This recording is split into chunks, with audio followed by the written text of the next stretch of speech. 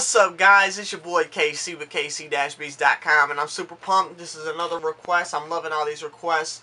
He's giving me a whole bunch of more video ideas. So if you guys got any questions, whether it's music business, production tips, whatever you guys have, artists, producers, let me know, and I'll do either some research for you if I don't know the answer, or I'll just make the video if I do know the answer. So today's topic is sampling in FL Studio. A lot of you guys asked me about that, so I thought I'd do that first since I'm getting back into these videos. I know I took a good 2 weeks off, 3 weeks off, but sampling is not as hard as people think in FL Studio, and I'm going to show you the way that I do it. So I actually have a folder that I save all my samples in.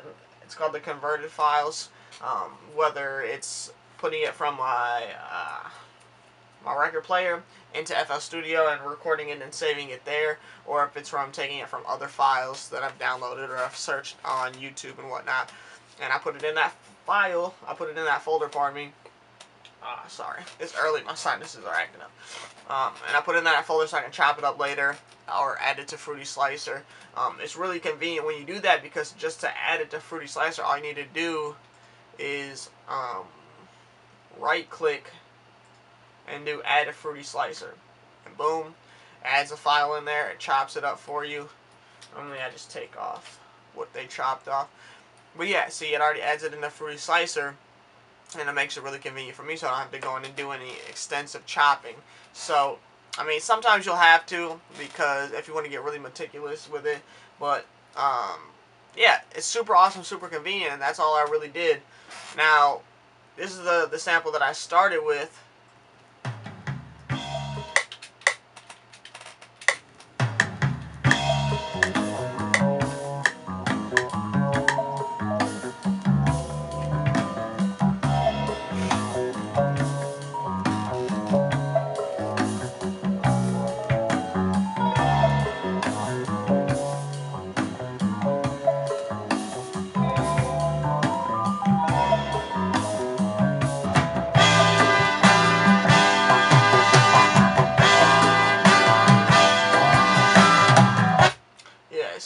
Pretty freaking awesome.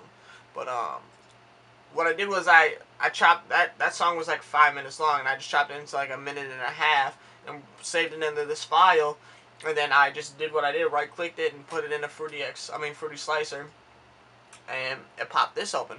Now once we get it in the Fruity Slicer, there's a couple of things that we need to do, because FL Studio thinks it's smart with their algorithms and whatever they do, and they try and time shift and time stretch and pitch shift and mess with the attack and decay on it, and it makes it sound god awful half the time. So just come over here, right click all these knobs. You see the files change from the time stretch, that's a pitch shift, which is actually, it's good to know what these knobs are. This is the time stretch. So say you want to speed up the sample without changing the pitch of it, you can do it here, but again, it gets it out of key. And pitch shift, again, it can make it sound horrible, but it has its uses. I've used them before and I've made it work. So again, turn off this attack and decay, reset all this stuff, and now you're at a good starting point. It's going to sound just like how the sample sounded when you either imported it or downloaded it off of YouTube or Amazon or wherever you get your samples and stuff from. Another thing that I like to do is turn on play to end. I know there's a lot of boom bap people that like just the hits, so if you just like the hits, make sure you just keep it on. If you do this, then you're going to want to go and chop your own samples and probably bring it into the FPC.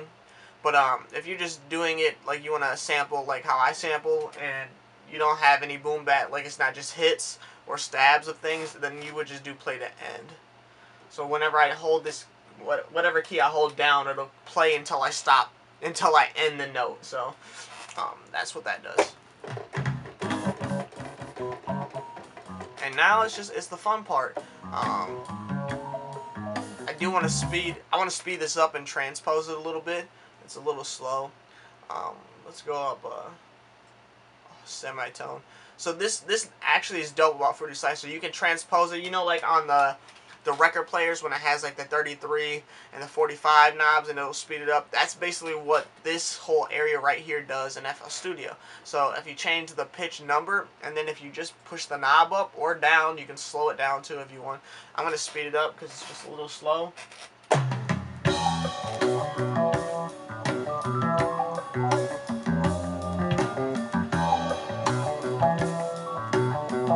that's got a little bit more bounce to it. So, normally I want to make this video quick, but normally I'd go in here and, like you guys seen on my other videos, I'll go in here and learn like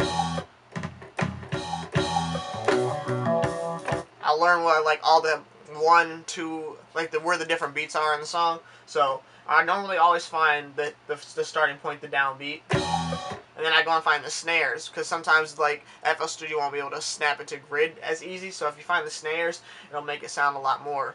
I'll show you right here. So I'm going to show you guys how to do it if you don't have a MIDI keyboard, basically.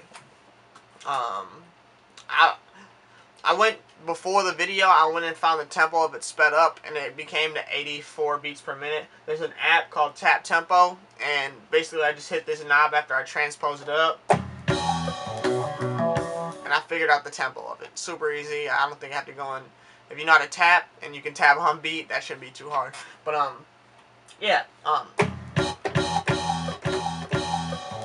so this is how, if I didn't have a MIDI keyboard, I'd go and find whatever the downbeat is, which is this, and I drag it out. So I'm gonna record it quick, just to make this video faster.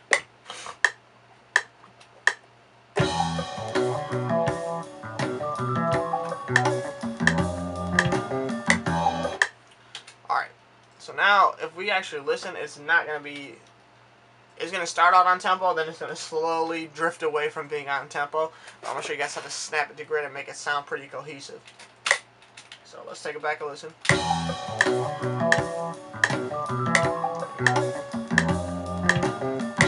Alright, so now, obviously that was not on tempo. But it's at the tempo that I want it, so it doesn't really matter. So now I just got to find the snare.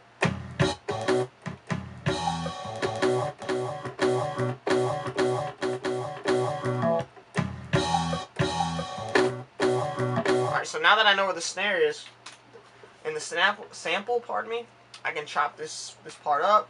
This is how I do it without a MIDI controller, without playing around with it. So now it should snap to grid a little bit better. Yeah, that sounds way better. I'm going to find the other snares. Usually the snares help it stay in tempo, if you can find that. You might have to fiddle around with it a little bit more.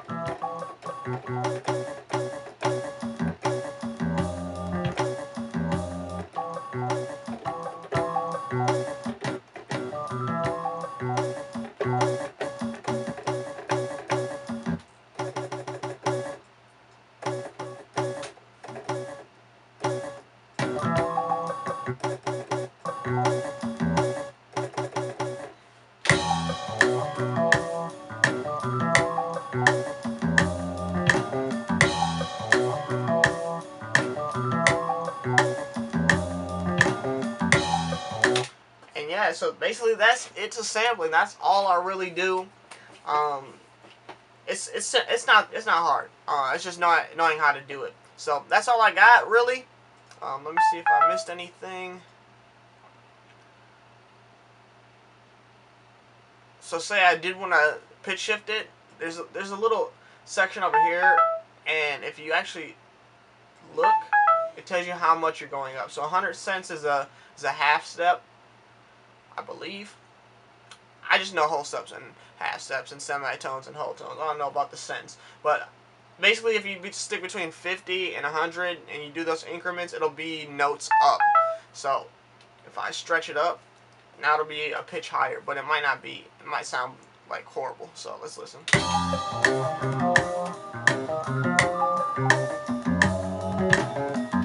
Another thing I don't like about it is it creates clicks and pops, so we're just going to leave it. But alright, so that's all I got on this topic. Hopefully you guys took some value from this, and just let me know if you got any more questions on sampling, anything weird that you couldn't figure out or that you're having trouble with. Or if you guys have any other questions, it could be about, like I said at the beginning, it could be about marketing, it could be about anything. Just I love the requests, and I love everything you guys have been asking me. So a lot more videos coming, and stay tuned. It's your boy KC. I'm out.